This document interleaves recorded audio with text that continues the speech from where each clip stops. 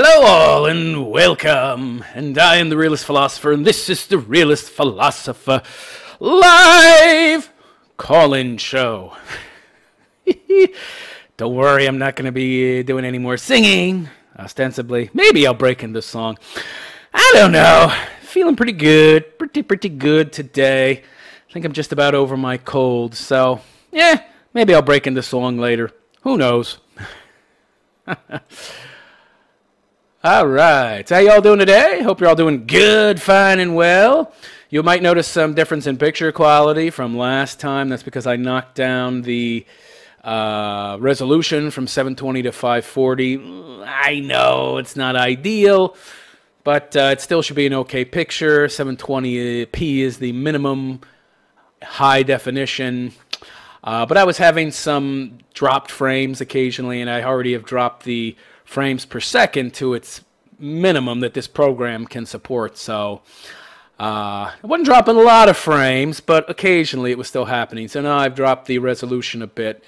If you have a problem with it, there's a little settings cog in the lower right hand corner.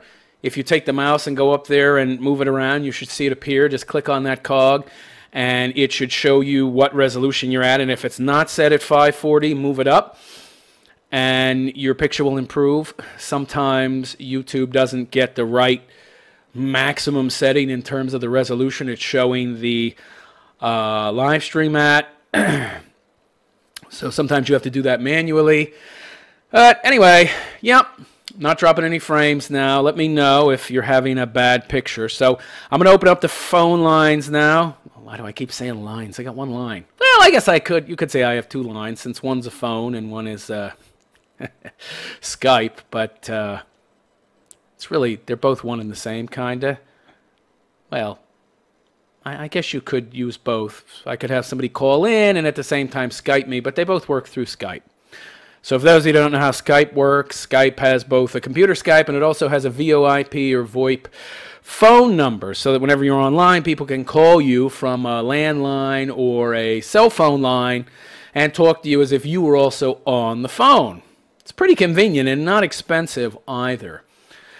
So yeah, if you're not at a computer and you'd like to contact me, the number's on the screen, 623-242-2517. For those of you who are listening and not watching on a screen, that's 623-242-2517, 1-623-242-2517. Yeah. And that's a US-based number, so if you have a cell phone and a cell phone plan, then you can probably call me for free. Because I think most of these cell phone companies have unlimited minutes within the continental United States. They're pretty competitive, so I think so. So, yeah. Or you can just Skype me.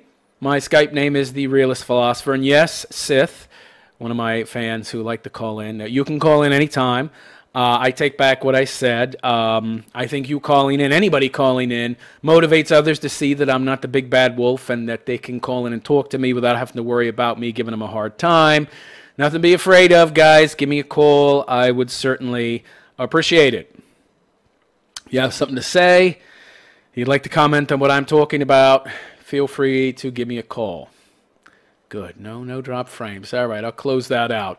If you start to get some lag, if you start to get some pixelation, let me know so I can reopen the screen. And for my live streaming software, I generally try to close it down to keep my CPU usage to a minimum. But if you see some problems, you can send me a message through Skype. I'm not looking at the chat screen, so some of you are viewing on platforms where you can type in chat messages. I'm using a multi-streaming platform right now, so I'm not on any one platform, and I also close out chat rooms. There is like a combinative chat where I could go and check out the messages people send me on the various platforms, but I don't do that because I want to encourage you guys to essentially call in to talk to me. I don't want to chit-chat over the chat line. A lot of the people are going to listen to this in the future are just going to be listening to the audio, not the video, so they won't see your chat messages. And also, I think it makes for a more interesting show if you call in. That's my view anyway. So what I wanted to start off talking about, oh, and by the way, I should remind you all that you can donate. I know many of you don't want to donate, don't feel like donating. You think other people pick up the slack. But if you can afford to donate and you listen to my content regularly, please do so, because I don't think you understand what I'm trying to do here, what I'm trying to accomplish. Not only do I want to make more content and expand onto other platforms, many of which are paid, I also want to start a 24/7 radio station, online radio station that can be listened to on any device, be it mobile or computer, just for men. So not only am I looking for talent because I can't talk 24/7 to be on this radio station, I also need to fund it. So, I need donations to do that. So if you guys could please donate, I would really appreciate it. Just go visit therealistphilosopher.com/donate. That is therealistphilosopher.com/donate. And therealistphilosopher.com is also my website. You want to keep up on my content, go there, and you also should probably follow me on all my social media platforms, which you can see at the bottom of the screen. Okay, so enough of that. So what I'd like to talk about today, and I really don't want to talk about it, it just doesn't interest me. I only like to talk about things that interest me, but, it's become such a big subject, and so many people are talking about it. I wanted to weigh in, especially since some new information has come out that I wanted to actually comment on, and I thought was a little interesting. So the whole Captain Marvel thing, right? And by the way, the phone lines are open, as is Skype, so you can contact me anytime. Don't feel afraid. Don't be afraid to interrupt me. It's a call-in show for a reason. It's much more interesting when people actually call in. So this Captain Marvel thing is big. It's a total flop, right? It dropped 71%, like immediately after its opening weekend. And now there's this huge controversy where it's been discovered that Disney might have spent in the hundreds of millions buying tickets to their own movie. This is crazy. Which I don't get. I don't know how you can, in any way, shape, or form rationalize that. Maybe they're adding that to the marketing cost in some way. I don't know. But it seems like Disney is essentially anonymously, not so anonymously, honestly, buying tickets in batches for each showing at all the theaters, and then trying to essentially, and then canceling beforehand. But that doesn't mean you get a refund. A lot of these places, you're still paying for the ticket even if you cancel. So a lot of people are showing up at theaters, and there's like all these empty seats. And then I remember listening to one guy, and he was saying how he went to some theaters and talked to the managers, and how one manager was telling me he's never seen anything like it, that we're getting an exact number of cancellations for each and every show, and that this manager of this theater knows other theater managers, and the same exact number of people are being booked via online booking, essentially buy tickets online, and then the exact same number are canceling, like 4 or 8 per show, and the exact same number per showing. And the theaters otherwise are empty. And I talked to some other people who told me that they don't understand how it made $180 million, because they went to the theater to see it. The opening weekend, it was like mostly empty. Like, where are all the people? We're hearing about all these people are going to see Captain Marvel. We're in there the opening weekend. It's empty. Where's all this money coming from? Well, apparently, now I could be wrong, but apparently Disney was just buying a bunch of fucking tickets to make it look like a whole bunch of people were interested in this movie. So a lot of those profits for that opening weekend and subsequently since then, they're not real. It's just Disney spending their own money to buy tickets to their own movie. It's great. So not only are a lot of those tickets bullshit, and they're not making any real money there, but Disney's losing money by buying tickets to their own movie, which is further deducting from their bottom line. It's further taking away and actually adding to the amount they have to actually make legitimately to just break even. Now, it turns out this movie cost something like $200 million to make. I haven't seen it yet, by the way. I'm going to see it. Not because I want to, but because I want to make fun of it. And it's kind of hard to make fun of it if I haven't seen it. So I might watch it this weekend and then tell you what I thought. But from what I've heard, it sucks. From what I hear, it made about $200 million. It took about $200 million to make, and then they spent an equal or greater amount on marketing. So anywhere between $400 and $500 million was spent to make and market this movie, so it's got to make between $800 million and $1 billion just to break even. Now, I don't know about you, but I don't do something just to break even, right? You can't really run a business that way, you know? I put out a certain amount of money, I get the exact same amount of money back while putting in all this effort and all these hours of work. Well, didn't I make no money? I mean, I expend all this effort, do all this work, all these man hours, and I don't make anything. It doesn't seem like a very good way to do business, which, by the way, is why socialism doesn't work. There's no incentive for people to open businesses if you're not going to make any money, right? You got to give any profit you make to the so-called workers who make everything possible. Bullshit. So, yeah. I mean, sure, Captain Marvel is a social justice warrior wet dream. Probably a socialist's wet dream, too, because, you know, all those socialists are also feminists. But it's a flop. It's up that there's no way it's going to make $1 billion. So somebody said it's made like $560 million or something to date, but a couple $100 million of that, I mean, that. So how much of that is Disney just buying tickets? It could be in the hundreds of millions. And it has to make $1 billion just to break even. So to make any money at all, and ostensibly, they make these movies so they can fund new movies and invest in new movies. So it would have to make at least $1.2, $1.5 billion, really, to fund another movie. Because, you know, nowadays, a good action superhero movie seems to cost about $200 million to make. You know, inflation and all that. And so with the marketing campaign as well, double that. Double that. So you're looking at $400 to $500 million. So it would really have to make between 1.3 and 1.5 billion, depending on the production cost, whether it was 800 million to $1 billion to break even. You know, did it cost 200? How much was the marketing? I think it was more like 300 million. So it's going to have to make at least $1 billion, right? Because when you, of course, you might be saying, well, realist philosopher, no, it only costs 500 million to make. So all it has to do is make 500 to break even. No. Because the theaters get half that. And by the way, what people don't understand, yeah, but what about international sales and how about China? The thing you don't know about China is you don't get an even split when you play these movies in a Chinese movie theater. In fact, you get a quarter. So for the privilege of doing business in China, the Chinese get to keep 75% of the profits of the movie. It's not a 50-50 split. So you could do very well in China, but you don't end up really doing all that well. Yeah, the movie could make hundreds of millions, could make 300 million in China, but you're only going to get 25% of that. All right? So this movie is no way is it going to make back what it took to produce it.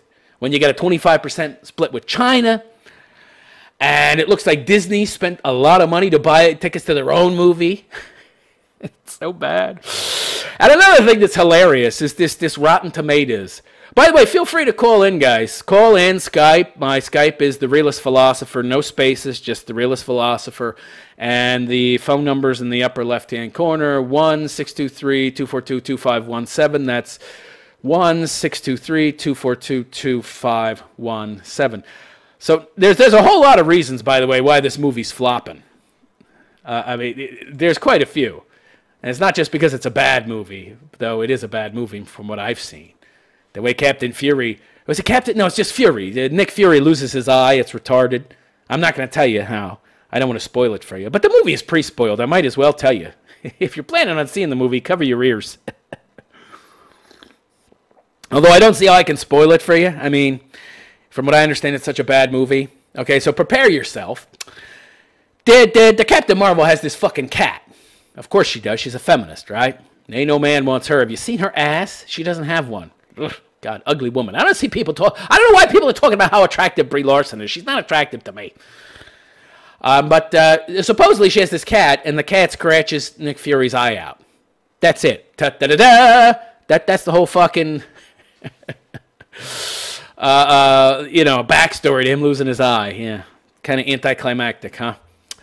Yeah, I hate this bullshit, by the way. Just on an aside, the way they try to subvert expectations, because, everybody's expecting some big reveal, some big, huge, oh moment that explains how he lost his eye, and it's a fucking cat scratched him and it got infected. Subverting expectations in the most retarded way possible doesn't necessarily make for a good reveal or a better movie. I mean, I love how these movie makers, these stupid leftists, think that, they're just going to employ some kind of, subverting of expectations, and that's going to improve the movie. Because, they're not real artists. They don't have any real creativity, so, let's play this little trick to try and improve the movie. Everybody's expecting it to be some kind of big reveal and moment about how he lost his eye. We'll make it very, very underwhelming, and it's going to surprise everybody and make the movie better. No. No, it makes the movie worse. But, yeah. So, Rotten Tomatoes. It turns out that most of these online movie critic platforms are all scams. Okay? It turns out that the majority, if not all of them, have been bought and paid for by Hollywood. Now, when I was young, we had these two dudes, a fat guy and a skinny guy. One had gray hair, one not so gray, but he was bald. And they were called Siskel and Ebert. Okay? And aside from some, print publications that might have, criticized movies, they were the guys, right? These were the guys who you went to find out if it was a good movie. And then apparently the fat one got lung cancer or throat cancer or something and dropped dead. So, I guess it was shoveling too much food down his fucking palate, maybe stretched his neck out too much. And, all the inflammation caused cancer in his throat. I don't know. But, I guess he overworked his throat and got throat cancer. So, it went from being, I don't remember which one was the fat guy, if it was Siskel or Ebert. But it went from just being Siskel and Ebert to just Siskel or something. Or Ebert. Again, I don't remember which one died. But those were the dudes. Those were the dudes that you went to get a criticism on a movie. And they were pretty fair. And they would talk about the pluses and the minuses, and they were totally unbiased. They weren't bought and paid for. Their salaries got paid by commercials, TV commercials that aired during their show. Imagine that. So, yeah. But nowadays, you've got all of these fucking online movie critics. They're all bought and paid for. It turns out they paid Rotten Tomatoes to give them a good review.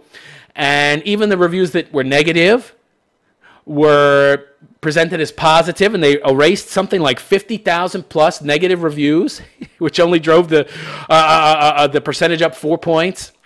Because, there was something like 58,000, they removed 50,000. 50,000 were negative, and even when they did that, the remaining 8,000 were still so bad that the score only went up by 4%. And of course, their excuse was, they were all trolls. I don't know how you would know that. And isn't a troll just somebody who says something you don't like?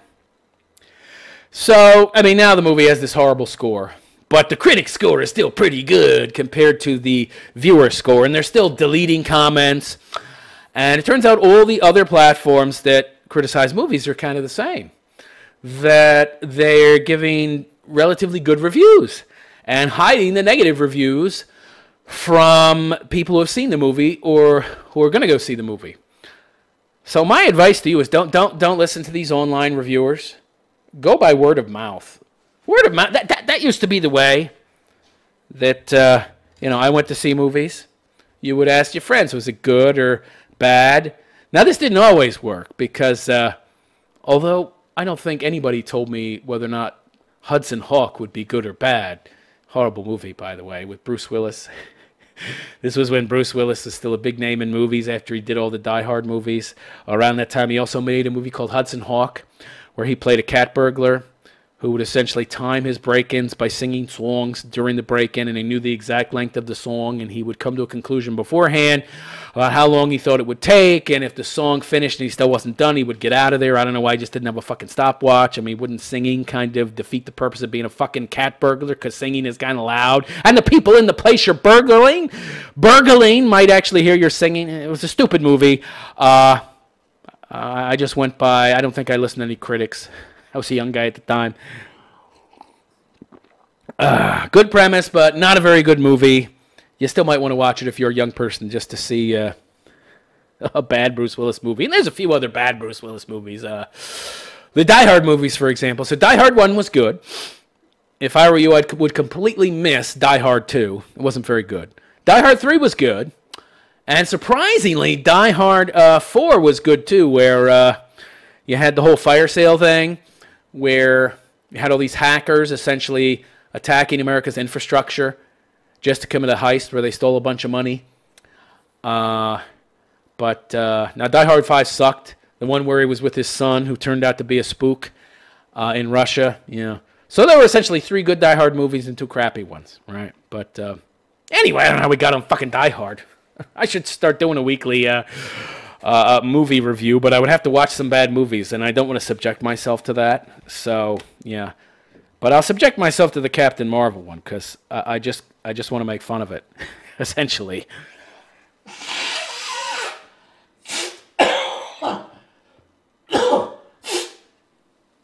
Hold on. Ugh. Cleaning out the pipes.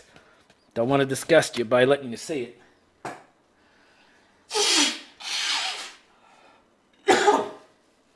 Had one person send me a message saying that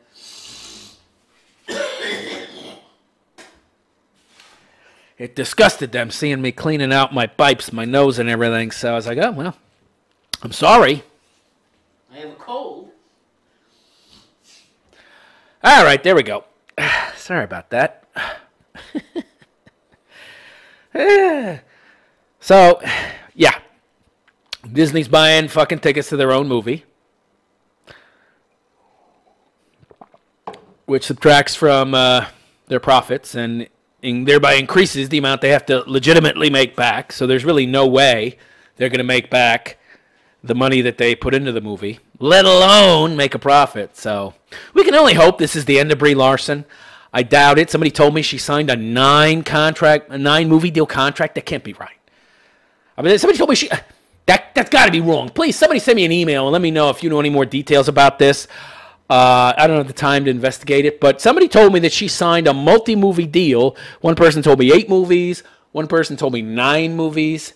I guess Disney has some retarded people in their business administration office who are having their contracts made up, because that's a horrible deal. Why would you sign an 8 or 9 fucking movie deal with somebody who you really haven't seen in this particular role, right? Why would you do that? I mean, maybe they're trying to save money and, lock her down with a very cheap per movie paycheck. But fucking hey, I would at least wait to see how she does in the first movie. Right, I guess they're afraid. I guess maybe they said to themselves, this is how actors get us. They do well, and then they demand more for the next movie. We're just going to lock her down and sign a multi-contract deal before we even see how well she does in the movie, because we think she'll do so great, because we're so divorced from reality that we think this social justice warrior crap is popular. Yeah, it did so well with that last Star Wars movie, huh? Yeah. Bad idea. Miscalculation on Disney's part. So I don't know how they're going to work her into these movies that she signed the contract for. I hope that they diminish her roles. They signed her to a multi-contract deal, but they didn't. I doubt that the deal would say what her role would be in those movies. So I hope she has a very small role. And I really, really hope she has no hand in defeating Thanos in the next Avengers movie. That would totally destroy that movie. If she's like the one who defeats Thanos, oh my God. What's real powerful about her? She shoots some kind of fucking plasma from her hands. What is that, it? Whoop-de-fucking do? I don't know. All right, enough of that. So, next subject. All right, so I got a letter from somebody who... Let me bring it up here. All right. First, let me check the... Oh, shit. A lot of drop frames. Okay. I'm going to close the program and start restreaming. Because I'm dropping frames here. 1,200 frames drop. Okay, and we're connected again. Sorry I had to disconnect there. I dropped about 1,200 frames, which is bad. That's like, I think, 20 frames a second. Not good. That's not good, right? I mean, yeah, that's about minute and a half. That's still a lot of frames. Apparently, I'm going to have to repost this. That's too many frames dropped. Fortunately, I have a recording of every broadcast as backup. Oh, well. All right, so next I wanted to discuss a letter I got from someone named Dave. Well, he says his name's Dave. It's a very short message. So he asks, realist philosopher, do you think that Western women are a safer bet to date and marry because so many of them are now pronouncing themselves as anti-feminists or claiming not to be feminists? Signed, Dave. Okay, short, sweet, to the point. I've talked about feminism a lot in the past and how evil I think it is. So how do I feel about feminism in regards to whether or not Western women are safer to date or marry because so many of them are now avoiding referring to themselves as feminists, or they're even declaring themselves to be anti-feminists? I think they are, if anything, less safe than ever because they're getting wise to the fact that men don't like feminism, that men don't like feminist women. So they've caught on to this. So they're trying to be essentially chameleons, and they're trying to portray themselves as not feminists. So actually, when Western women were more obvious about being feminist, it was actually safer for a man because he would know what to avoid. But of course, at that same time, more men believed that feminism was about equality. So they weren't really looking at a woman being a feminist as a negative. So yeah, it really didn't help so much back then, say 10, 15 years ago, for women to be more obvious about their feminism because, yeah, men were more blue-pilled. They weren't aware of how evil feminism is, that it's a death cult, that it's nothing more than cultural Marxism. So nowadays that men are more aware, women are becoming more clever. Which is why, by the way, I posted a live call-in show stream about the red flags you should look for in a woman. You can find it in my video library on this channel. And I'm going to post the red flags too, because there's a whole bunch of other red flags that I missed there, but there were too many to cover in just 1 hour. But yeah, there's red flags you can look for that women aren't clever enough to hide, or it's really impossible for them to do so, because these are obvious flaws in their character, and that's really difficult to hide. Essentially, it's difficult for a liar, the more lies they tell, to keep track of those lies, so eventually they're going to slip up. So you just have to know what red flags to look for, and I go over those in that live stream, and I'm going to go over more of them in another live stream probably next week. But no, absolutely not. Look, women are getting wise to the fact that men know feminism is evil. They know it, and women know it too. Come on. The majority of these broads are not true believers, okay? They're opportunists. They know what feminism is. That's why they don't want men to gain the same kind of privileges they're getting. Because in their mind, because they're all a bunch of cultural Marxists, right, they believe that this will lose them privileges. And in a way it would, because, a lot of the privileges that they're getting are unearned, and a lot of those privileges allow them to have power over men. If things become actually equalized, then they will lose out, right? Like, for example, one good example is custody of children. That's something that they can use, right? That's something the state weaponize. That's something that the state can do, uses to have power over men. Weaponize the woman, give her control and power over the kids by almost always giving her custody. If men got actual equal rights to women, then it would be 50-50. Women would lose the ability to control men through the kids. And there's many areas where women don't want this kind of equality. So yeah, they want to keep their superior position. They know that feminism gives them a superior position in society, in the Western world. But at the same time, they realize that men are starting to, get wise to this. So many of them are saying, oh no, I'm not a feminist. And some of them are claiming to be anti-feminists. They ain't no such thing. Look, Dave, there's no such thing as anti-feminist because I've yet to see a woman who will advocate against her own best interests. I have yet to see it. So while many of these women will say, yes, I'm an anti-feminist, what do they really mean by that, all right? You need to question a woman. Okay, you need to question them. You can't just take their word at it, okay? You need to question a woman who claims to be anti-feminist. You have to ask her, well, what do you mean by that?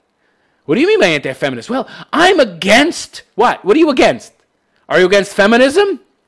No. Most of them will say, no, I'm against feminism in its current radical form, the man-hating kind of feminism, as if there's any other kind. That's what they'll say. So they're still feminists. They just don't identify as feminists. Because in their mind, feminism has become, the modern incarnation of feminism has become radical and man-hating. But when you get right down to it, if you question them, you'll find out that they're still feminists. They just don't ascribe, at least they'll claim to not ascribe to the man-hating type, which is total bullshit. Total and complete bullshit, all right?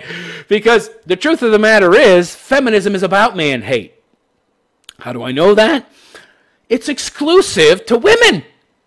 Why would you be excluding men if you love men? Tell me that. If you like men, if men are so great, if men are so wonderful, what are you excluding them for? Because you hate them. Come on, be honest, ladies. Oh, it's not exclusive. Men can be our allies too, and they can be feminists as well.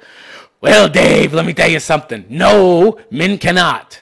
I mean, a man can declare himself a feminist, but if he does that, he's a cuck. He's a wimp. He's a simp. He's a mangina. He's a pussy, okay? And he's not really a feminist.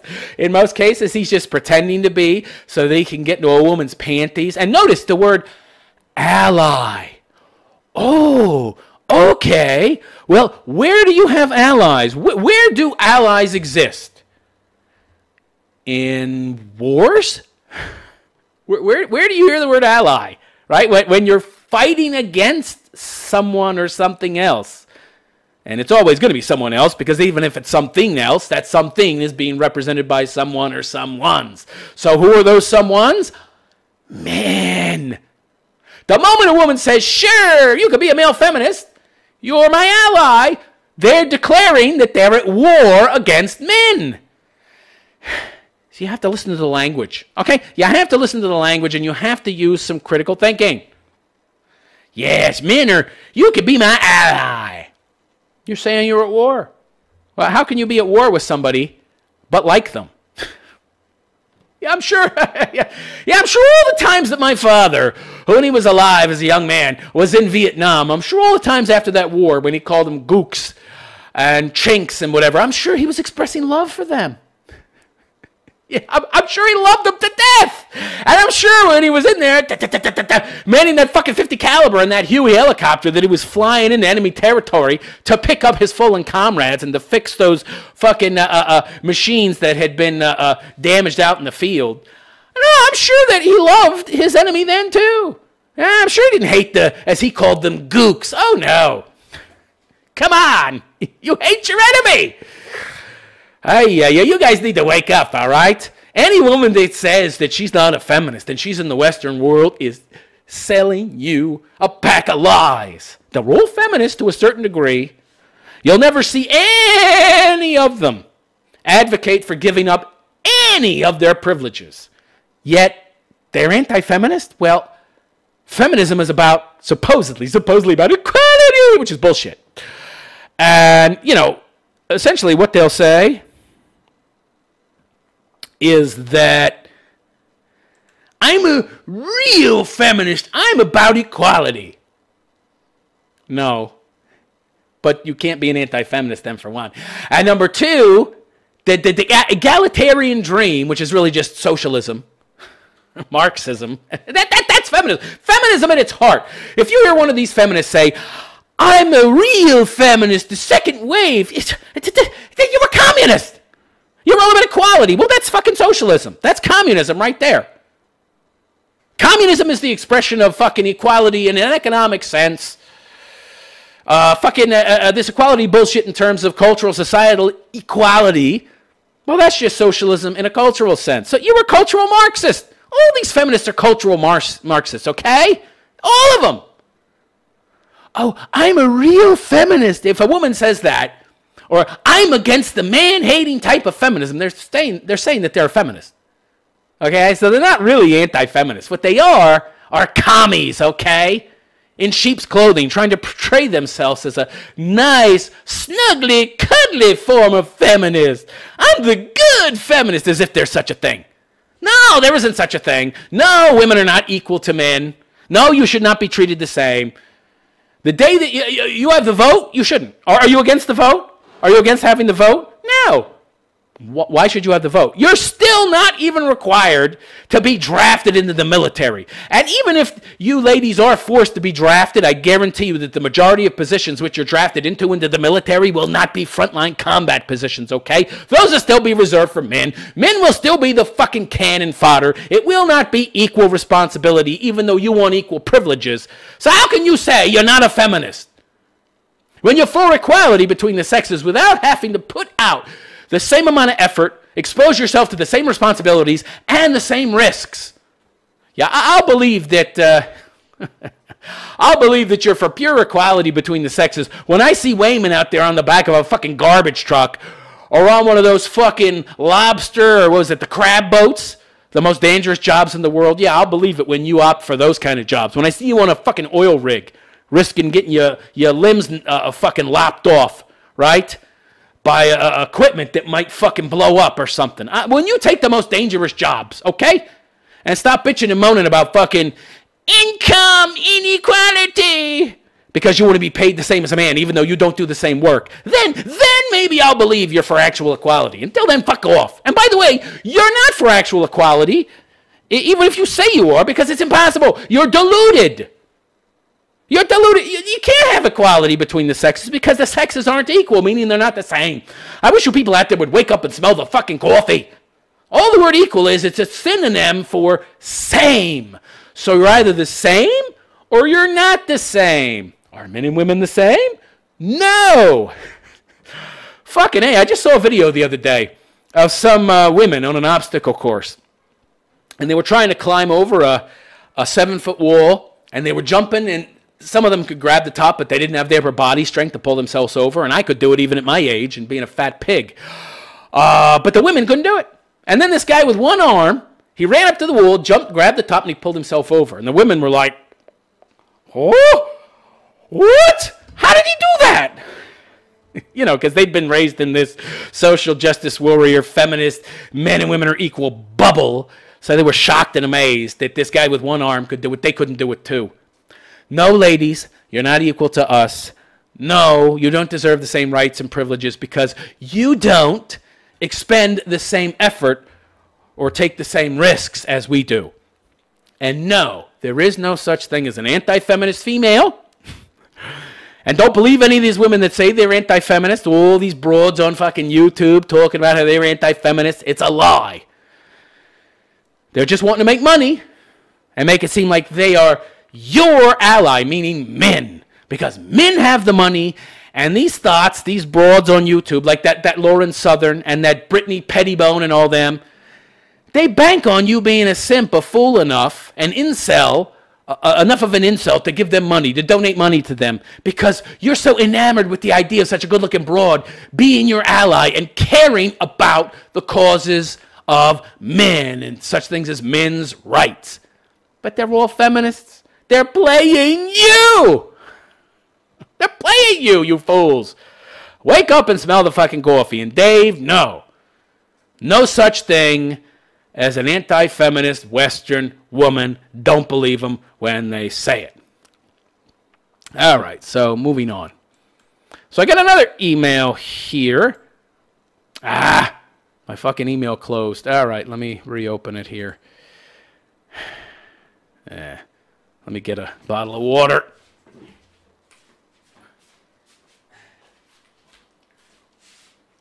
I've got that nasty coffee aftertaste in my mouth. Ugh. Ooh, okay, that's better. And let me make sure my stream is doing well. No drop frames. Okay. So, what do you think of what I just said? Is there such a thing as an anti-feminist female? Can a woman in the West be red-pilled to the point where she's actually advocating against some of the privileges that women have without having to have equal risk and responsibility thrust upon them? Let me know by calling in. The call-in number is 1-623-242-2517. That's 623-242-2517.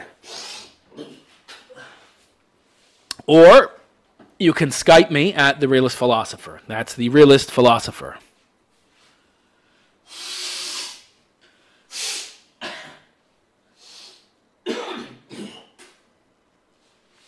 Forgive me. I'm still recovering from my cold. Whew, that put me on my ass for a while there. All right. So let me read this email. This is from somebody who is a Patreon contributor, or he's a new one anyway. And I spoke about him a couple weeks back. I referred to him as John. You may or may not remember the live call-in show. It depends on whether or not you're a loyal fan and regular listener. I posted a follow-up live stream message where I didn't play my call with him, but just my response to his email, because I thought it went, off track pretty quick and wasn't really, worth playing. And I want to read this email from him because I want to respond and give him my take. I already sent him an email, but I want to respond to the email on air as well, in the hope that he'll respond in kind maybe in the future. All right, so first he says, thanks for taking the time to evaluate the issues we talked briefly about. Again, you'd have to go and listen to the live stream. I believe it's the one titled Guy. He's concerned about his feminist exes indoctrinating his daughters. So it's labeled. You can go and listen. I wasn't prepared to discuss myself on the show, so my tone and answers were not real well thought out, and I had not discussed these issues with anyone previously, so it was tough for me to answer your questions without giving it some thought, and I don't believe I put enough thought into it while being impromptu on your show. Right. Well, you couldn't speak in the here and now.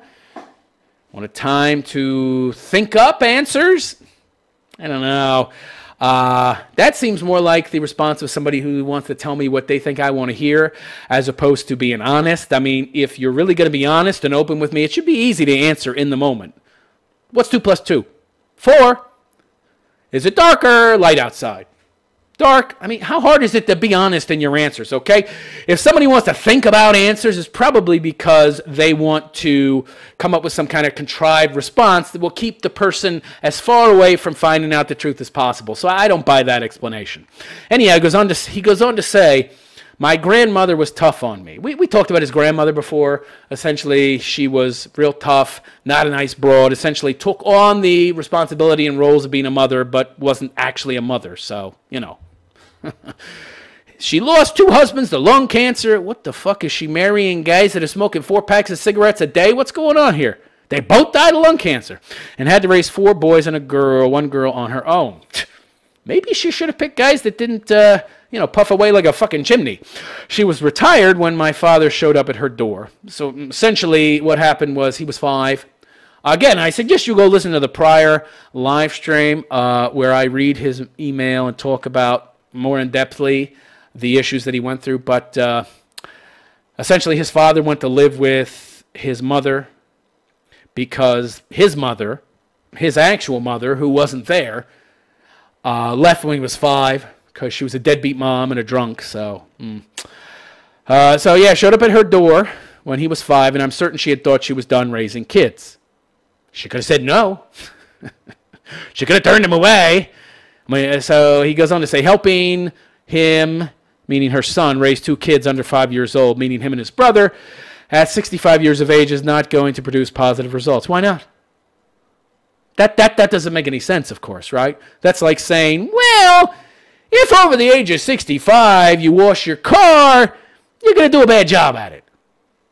What? Wait a second. What are you talking about? Why? Why? Why would somebody doing anything over the age of 65 necessarily mean you're going to be bad at it? In fact, I would think that with all those years of experience, unless we're talking about running a fucking marathon, I would think it would mean you'd be much better at it because you have much more experience to draw upon.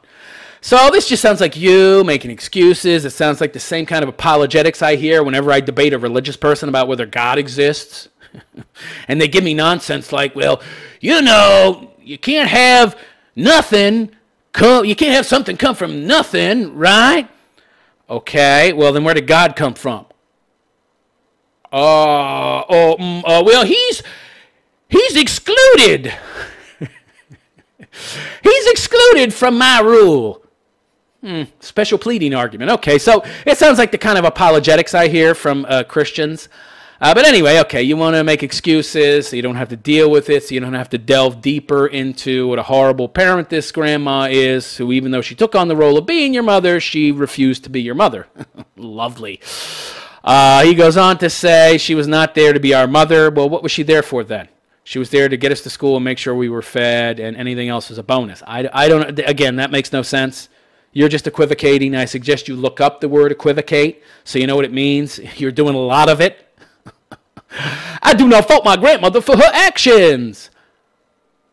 Why not? See, again, I don't understand this. If somebody takes on a responsibility and then does a shitty job, well, then they're absolutely, positively, 100% responsible for their actions. You don't falter. Well, you oughta. Could she have been a better mother figure? Sure. Yeah, from what you told me before, she stank at it. So, in fact, not only was she bad at it, but it seems like she did everything she could to make it into a very negative, pejorative experience. Why would you not fault her? I don't get this. I mean, if it was me, and I had kids, and then 20 years down the road from now, or 15, at age 65 or 67, whatever, my son or daughter showed up with their kid, and I took on that responsibility because I could say no. But I took it on. I would do my very best to make the best of it. I would give those kids all the love and support they could get. I would do my best to make up for the missing parent. And I would enjoy the experience because kids are great. I think. I love kids, by the way. So, this woman didn't love kids, but she had 5 of them. I don't get it. So, your words don't make any sense. So what you're saying is she did the worst job she possibly could, and instead of making it a positive experience, she chose to make it into a negative. But I don't fault her for that, even though she could have chosen to make it a positive experience. So you don't, I don't understand your logic. It seems to me like you're trying to hide from the truth and essentially spare her any kind of agency or responsibility for her actions. Probably because you don't want to look any deeper at the things that she did and how they affected you. Okay. Do I judge who she is? Based on the last 18 years of her life, I was lucky to have what I had, in my opinion. No, you weren't lucky. I don't know what this luck is. There's no such thing as luck, by the way. I was lucky. Yeah. Compared to what? Right?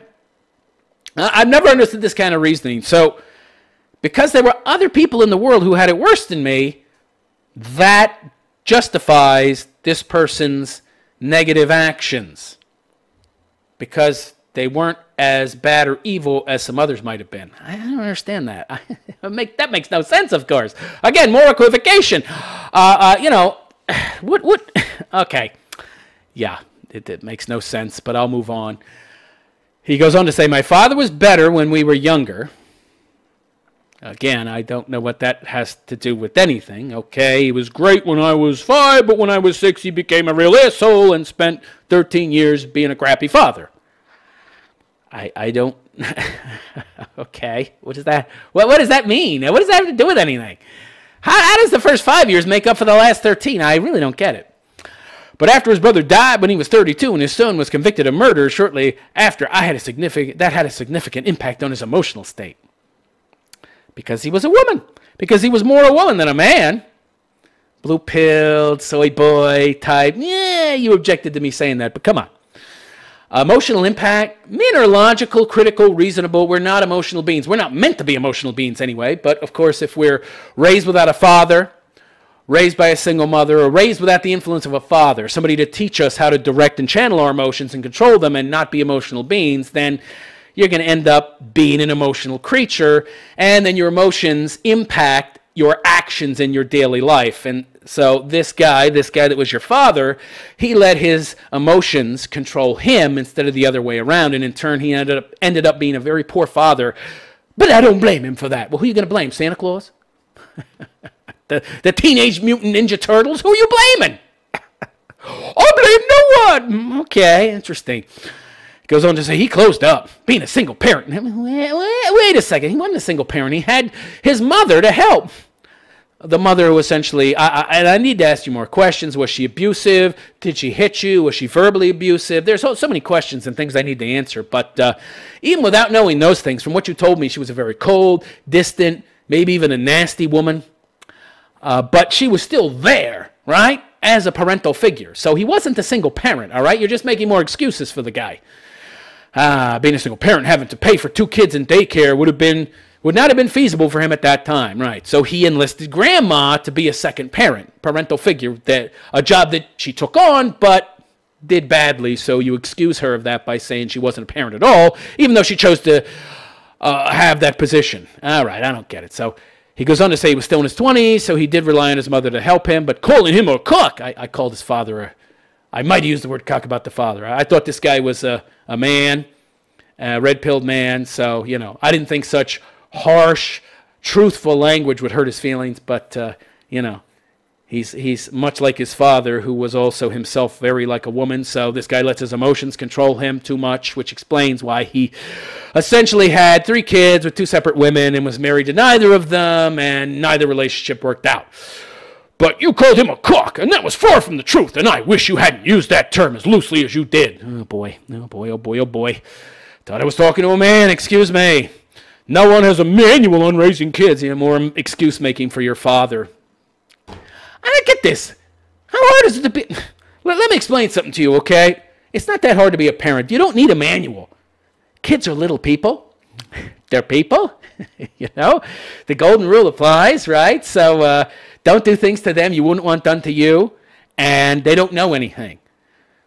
2 rules you need to be a good parent, okay? Foundational. 1, they're little people, okay? So you don't own them per se. And 2, they're your responsibility and they're your rewards, so your job is to guide them, okay? Those are foundational rules, all right?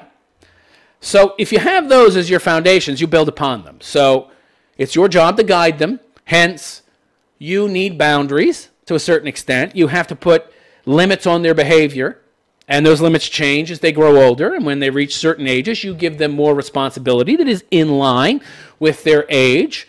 And you base this upon what you know about your kids. So if you don't know them very well, you can't very realistically put boundaries on their behavior and give them responsibilities in line with what they can handle, because you don't know what they can handle, because you might not know them so well, which is part of the problem this guy's having, because he has 3 kids by 2 different women, and he has custody, from what I understand, of neither of them, and he's not very close to them, so it's very difficult for him to do these kind of things, i.e. being a good parent. But being a good parent, it's not overly complex. It's rather simple. By the way, simple doesn't mean easy. Simple is not a synonym for easy, but it is a simple matter. You've overcomplicated it because, you're more a woman than a man. Sorry if you don't like to hear the truth, but that's the truth. You're too much, excuse me, you're too much like a female, too emotional. Women are emotional, men are logical and reasonable. That doesn't mean we don't necessarily have emotions, but they don't control us the way they control you. Evidenced by the fact that you got your feelings hurt when I spoke the truth about your father.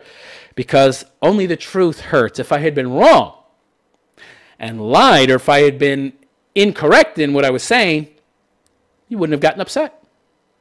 He goes, oh yeah, so he goes on to say, I don't fault him for his actions either. Well, then who do you fault? You got to start laying blame on people, man. You got to start being realistic and making others accept responsibility for their actions. Because if you don't do that, how are you ever going to be able to accept responsibility for your own actions and failures, which is part and parcel of what this is about.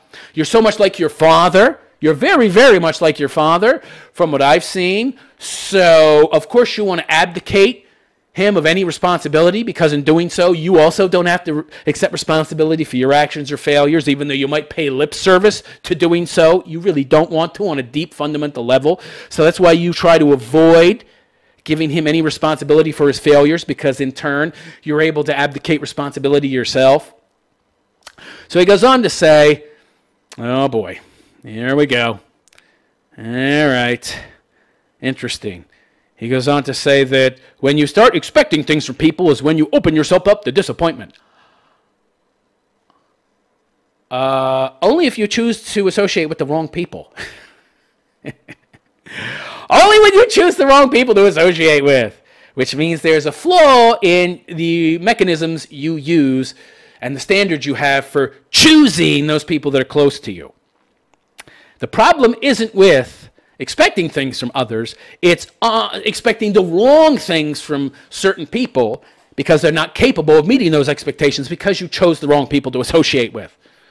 So there's something fundamentally wrong with how you choose those people that will be in your life, okay? There's nothing wrong with having expectations of others so long as they're realistic expectations. So that's the problem. He goes on to say that I'm no one's judge. Oh, boy. What are you, a Christian? Good Lord. Christians get it wrong too, by the way. You need to judge other people. What are you talking about? Why do you think we have the capability to judge others? So that we don't do it? No, you have to judge others. Otherwise, how are you going to come to any kind of conclusions about whether or not they're worthy or worth having in your life or not? Well, I'm not going to judge other people.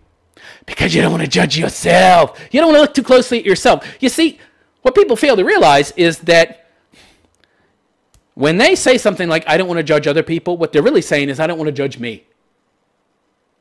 That's all it is. It's all it is. The only way that you can be aware of the flaws others possess is to be aware of your own. Self-awareness leads to self-knowledge, which leads to knowledge of others as well. And if you're afraid to look at the flaws of others, it means that you're afraid to look at your own flaws as well. So this talk about, oh, I don't want to judge others, is bullshit. It's just you proclaiming that you don't want to have a higher level of self-awareness, because if you do, then you might be forced to look at your own flaws, which, by the way, is the only way that you can see, recognize the flaws in others. Know thyself, and you will know others. Don't know yourself, you won't know others either, let alone be able to judge them, which, by the way, might be why you have such low-quality people in your life and why you chose such low-quality women to be with. Anyway, excuse me. He goes on to say that being aware of what impacted my life is one thing. Criticizing someone on theirs is not something I benefit from. Sure it is, but to do it, you'd have to be able to criticize yourself as well, and you have to be able to realistically recognize those aspects of self that you should be critical of. He goes on to say it's difficult to speak to children about serious topics. No, it's not. No, it's not. I disagree. It's only difficult to speak to your children about difficult topics if you don't have any real, deep, meaningful connection with them. That's what makes the topics difficult. If you have an actual, deep, meaningful relationship with those kids, those topics will not be difficult at all. The difficulty comes from the lack of connection with your kids, not because the topic itself is difficult. I don't believe that the majority of parents have this trait mastered. Of course, you want to believe that. Let me explain something to you, okay? I don't care how many parents you know and who say they have this problem. You know what that means? They have dysfunctional family units. Okay? If pedophilia became normalized tomorrow and everybody and their mother was macking on little kids, it would still be dysfunctional. You can normalize dysfunction, but that doesn't make it not dysfunction. So he goes on to say, it would have helped if my parents set an example for me to follow in this area, but pointing out the issue is one thing and coming up with a solution is another. I'm still waiting for a solution. Well, self-knowledge and self-awareness would be a good place to start. And the type of defensiveness that you showed in the prior email, as well as in our first conversation, is kind of a big part of the problem. Yeah. He goes on to say, you mentioned on your show and in the email below that I was combative. Wrong word. I should have said defensive, but it's a form of combative nature and combativeness in conversation. And that I made a derogatory comment. I don't recall either. Yeah, well, I don't need to get into that, but you made mention of me as I was searching, grasping for possible causes of the issues you were having, or a specific issue. You made reference to me sounding like a woman or something, and that was, I would think that's derogatory. It certainly was in the context of the conversation, but it's neither here nor there. He goes on to say, you state below, in my last email, you said, until you understand the cause and effect of all the issues you're having, you'll never solve much of anything. So what do you recommend? Becoming as red-pilled as possible to your own nature, which means halting, making a conscious choice to stop being afraid to hear the truth about yourself. Until you stop being afraid of hearing the truth, you'll never be able to face that truth. And until you're able to face that truth, you can't solve the problems that stem from those truths. He goes on to say, I acknowledge that I had a dysfunctional childhood, which is causing my current issues. That's what I said. I agree with me having a dysfunctional childhood and believe it absolutely has an effect on my current family life. Now, what to do about it? I just told you. He goes on to say, I appreciate your take on my life, and I am open to continuing the discussion, but maybe let me know what questions you intend to ask. No way. I reckon you're probably a pretty good manipulator. I got that just from talking to you. You're very evasive, and of course, it's important to a certain extent to be a good manipulator, to grow up in a dysfunctional, even abusive household, because you have to be very good at tiptoeing around and exercising some control over the emotions of the abusive or dysfunctional people in your household, so that you can at least exercise some control over their very random nature, right?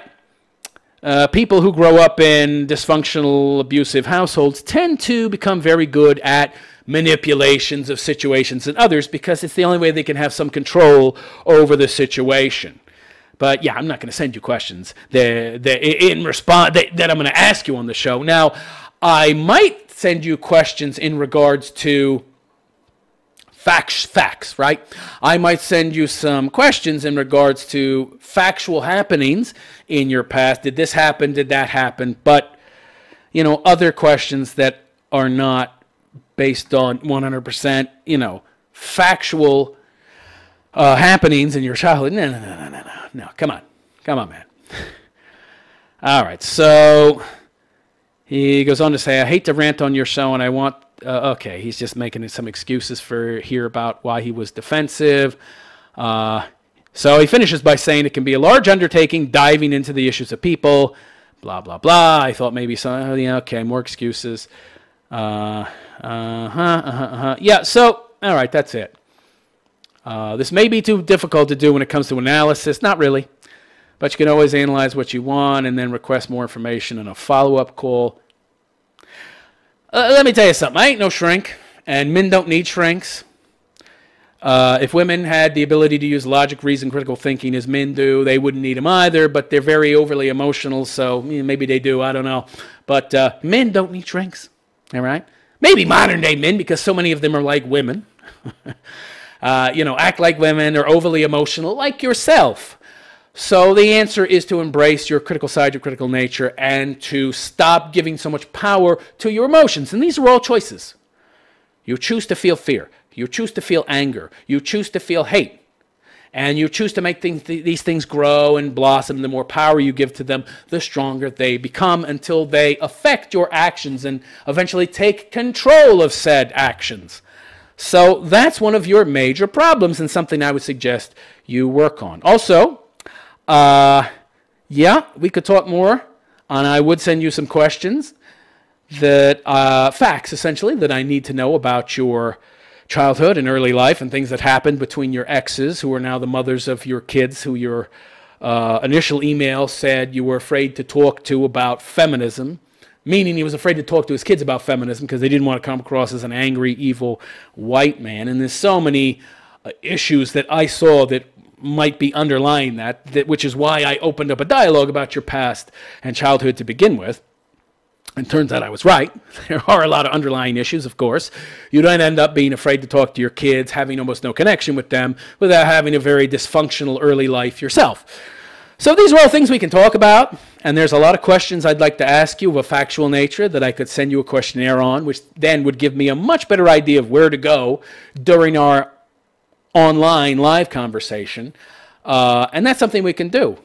I'd also ask that you consider making a donation to my Perp Peace podcast. I post 3 of these live call-in shows a week on my Patreon. You can donate as little as $1 or $2 or $5 an episode, whatever. I really need the help. As I said at the start of the show, I want to do much more for men. I want to expand my production capabilities. So if you're able to support me in that way, expand that support, that'd be great.